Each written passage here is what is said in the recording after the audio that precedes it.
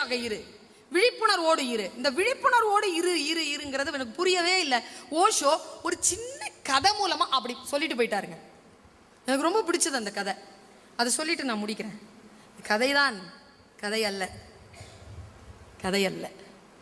கதைகள் வடிவிலே நமக்குள்ளே செலுத்தப்படுகின்ற மருந்து, நம் நோய்க்கான மருந்து, ஔஷதம், அமுதம் என்கின்ற மருந்து. ஒரு இளைஞன் இருந்தான். இளைஞர்கள் இங்கே நிறைய இருக்கிறீர்கள். ஒரு இளைஞன் இருந்தான். அவனுக்கு வயது 20-24 பயங்கர முறுக்கேறிய உடல். எப்போ பார்த்தாலும் வன்முறையிலேயே இருந்தான். சில நேரங்களில் நம்ம குழந்தைகள், ஒரு 20 வயசுக்குள்ள இருக்கிற குழந்தைகள், 25 வயசுக்குள்ள குழந்தைகளை சமாளிக்க முடியறது இல்லைங்க. அவ்வளோ வன்முறையாளர்களாக இருக்காங்க. சொல்ற பேச்சே கேட்க மாட்டேங்கிறாங்க. அவர்களை சமாளிக்கிறது ரொம்ப ஈஸிங்க. இல்லை, it is not easy. It is very simple, but it is not easy. ஈஸிங்கிறது வேற, சிம்பிள்ங்கிறது வேற. எளிமையானது, சுலபமானதல்ல. நகைச்சுவை உணர்வோடு அவர்களை தொட்டுவிட்டால் அவர்கள் விழுந்து போவார்கள். ஆனால் அதுக்கு எங்க நமக்கு நேரம்? நம்ம குழந்தைன உடனே நம்ம இப்படி இல்லை நிற்கிறோம், அவன் போயான்ட்டு போயிட்டே இருக்கிறான். நகைச்சுவை உணர்வோடு பெற்றோர்கள் அந்த வயது பிள்ளைகளை அணுகி பாருங்கள். இங்கே பாருங்க, இந்த கதை பாருங்க, கதை தாங்க. நான் தான் சொன்னேன், இது கதை இல்லை. அவன் ரொம்ப வன்முறையாளனாக இருந்தான். ஒரு ஜப்பானிய இளைஞன். அவங்க அப்பா மன்னன். அவன் நேரம் அப்பாட்ட வந்து சொன்னான், அப்பா, இளவரசனாக இருந்து போர் அடிச்சு போச்சு. I want to be a king, please quit your place. நீ வெளியேறு, நான் மன்னன் ஆகணும். அப்பா சொன்னார், அதெல்லாம் முடியாது, உனக்கு வயசு பத்தாது. பையன் சொன்னான், இங்கே பார், நம்ம பரம்பரையில் அப்பாவை போட்டு தள்ளிட்டு சிம்மாசனத்தில் உட்காரது ஒன்றும் புதுசு இல்லை, யோசிச்சிக்க அப்படின்னு போயிட்டான். மன்னனுக்கு கொஞ்சம் விழிப்பு வந்துருச்சு. செஞ்சாலும் செய்வான். பேச்சுவார்த்தைக்கு கூப்பிட்டான். வா, சிம்மாசனம் ஏறணும்னு சொன்னிய? ஆமாம். எப்போ வச்சுக்கலாம் பட்டாபிஷேகத்தை? ஒரு 10 நாளில் வச்சுக்கலாமா? வை 10 நாள்? நாளைக்கே வச்சுக்கலாமே. 10 days. என்ன பண்ண போகிற 10 days? நீ ஒரு ட்ரைனிங்க்கு போயிட்டு வா 10 days. நான் 10வது நாளில் உனக்கு வச்சு. என்ன ட்ரைனிங்? என் குரு கிட்ட ஒரு 10 நாள் ட்ரைனிங்க்கு போயிட்டு வா. அதெல்லாம் முடியாது. அது முடியாதுன்னா நீ என்ன வேணாலும் பண்ணிக்க.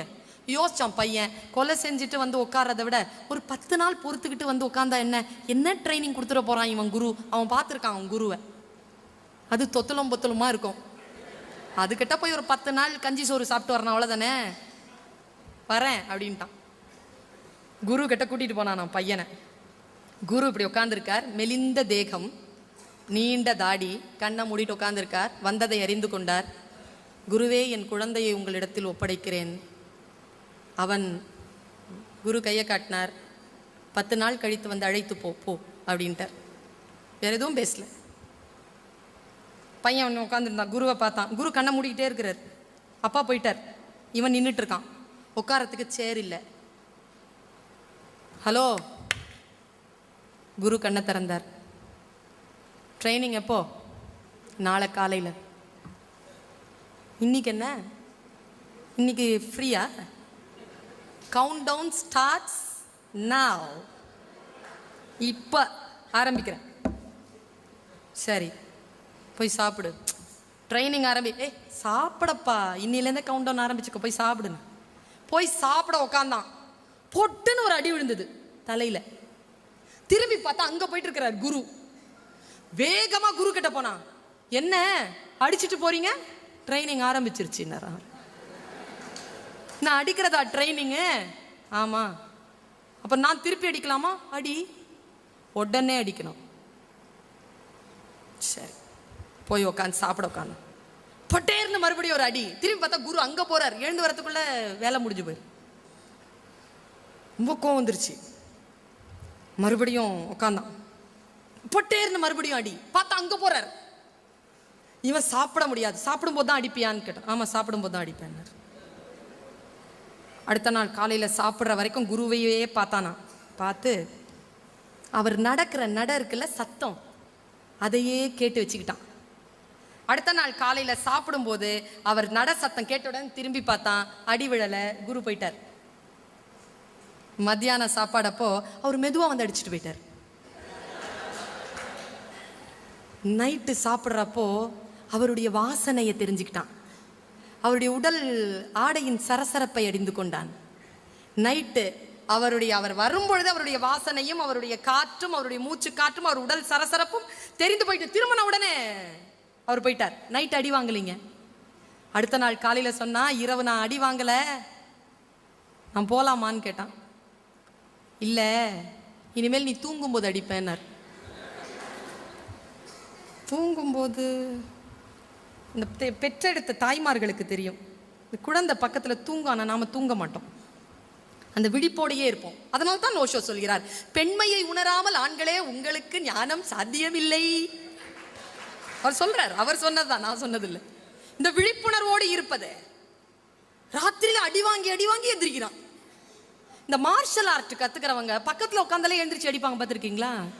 இந்த கிராத்தேல இருக்கிறவங்க பக்கத்துலேயே போகக்கூடாது. தூங்கும்போது தொட்டால எழுந்திரிச்சு பட்டார்னு அடிச்சுட்டு தான் எந்திரிப்பானுங்களே. விழிப்புணர்வோடு படுத்திருப்பாங்க. இவன் அந்த விழிப்புணர்வை கொண்டு வந்தாங்க. தூங்குறான், ஆனால் தூங்கலை. அடுத்த நாள் நைட் அடிவாங்கலைங்க. நைட் அடிவாங்கலை, எவ்வளோ பெரிய விஷயம். விழிப்பு வந்துருச்சு. அவன் சொன்னா, நான் போலாமான்னு கேட்டான். இன்னொரு ட்ரைனிங் பாக்கி இருக்கு. என்ன ட்ரைனிங்? இனிமேல் உன்னை பார்த்தா கத்தியால குத்துவேன்னார். ஐயோ, கத்தியால குத்தா செத்துருவேண்டா, சாவரத்துக்கு தானே அடிக்கிறது. அப்போ நினச்சி பாருங்க, சாப்பிடும்போது இல்லை, எப்போ வேணாலும் கத்தி குத்து விழுவோன்னா அவன் எப்படி இருந்திருக்கணும்? அன்னைக்கு ஹோல் டேங்க அவன் அப்படி இருந்தாங்க, தீபம் மாதிரி இருந்தான், சுடர் விட்டு பிரகாசித்து கொண்டிருந்தான். குரு அவர் பக்கத்திலேயே போக முடியல. அன்றைய இரவு முழுக்க அப்படியே இருந்தான். அடுத்த நாள் கழிந்தது. அடுத்த நாள் வந்து சொன்னான், போலாமான்னு கேட்டான். ட்ரைனிங் முடிஞ்சது, ஒரே ஒரு நைட்டு மட்டும்தான் பாக்கி, இன்னைக்கு நைட் கழிஞ்சிருச்சுன்னா நீ போயிடலான்னு. என்ன சொல்லு? இனிமேல் நைட்டில் தூங்கும்போது கத்தியால குத்துவேன்ட்டார்.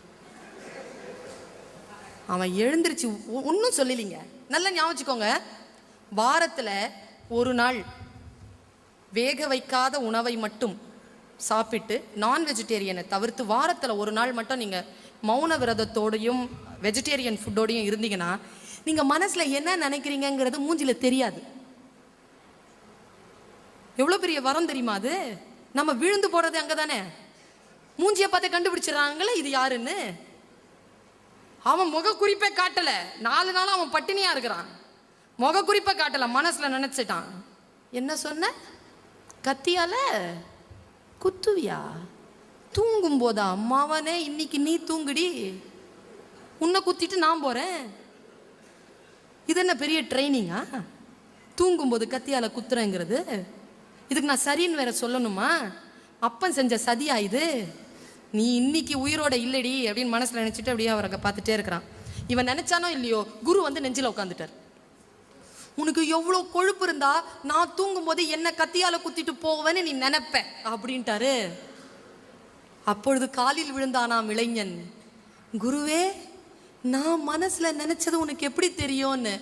குரு சொன்னார், விழிப்புணர்வோடு இருத்தல் என்பது உன் பக்கத்தில் யார் வருகிறார்கள் போகிறார்கள் என்பது மட்டுமல்ல, உன் முன்னால் நிற்கின்றவர்களுடைய மன ஓட்டத்தையும் வாசிப்பதுதான் விழிப்புணர்வு என்பது. அதை நீ புரிந்து கொண்டால் வாழ்க்கையில் நீ ராஜனாவதற்கான தகுதி உனக்கு இருக்கிறது என்ற அர்த்தம் என்று சொன்னார். நாம் அத்தகைய விழிப்புணர்வுக்கு செல்ல வேண்டும் என்றால் சில பல விஷயங்களில் வெளிச்சத்தை நம்முடைய ஆத்மாவோடு நாம் பாய்ச்ச தெரிந்திருக்க வேண்டும். என் சொல்லை நான் முதலில் தேடினேன், பிறகுதான் அறிந்தேன். அந்த சொல்லை சொல்லால் பின்பற்றி உங்களுக்கு சில சொற்களின் மூலமாக விளக்கத்தை தந்திருக்கிறேன். அதில் உட்பொருளாக நான் என்ன சொன்னேனோ, வல்ல இறைவன் அதற்கான பொருளை உங்களுடைய மனங்களில் விதைக்க வேண்டும் என்கின்ற இறை வேட்கையோடு உங்கள் அத்துணை பேரையும் மீண்டும் சந்திக்கும் வரத்தை இறைவனிடத்தில் கேட்டு வாய்ப்புக்கு நன்றி சொல்லி அமர்கிறேன். நன்றி, வணக்கம்.